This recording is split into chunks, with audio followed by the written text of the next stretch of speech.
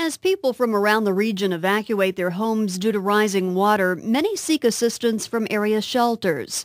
But who are the volunteers at these shelters? Candy Freeland introduces us to one.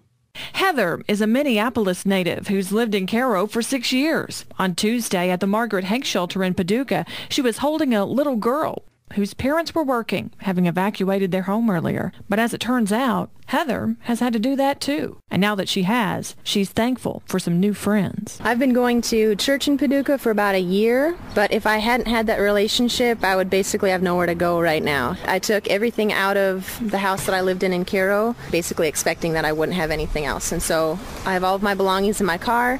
This is my 4th night now doing that, and so I've been working at the shelter in Shawnee, in Metropolis, and here in Paducah, just wherever there's help needed. Heather says that she's reconnected with some Cairo residents at the shelters, and that talking with them has brought her great perspective and peace. It's good for me to even see people from Cairo outside of Cairo. There's already one inside the shelter here who is planning on moving to California, and it's just good for me to see people walk into life and dreams and new places, and so it's actually been encouraging me to hear some of their stories. Heather doesn't yet know the status of her home in Cairo. She hasn't been there in nearly a week.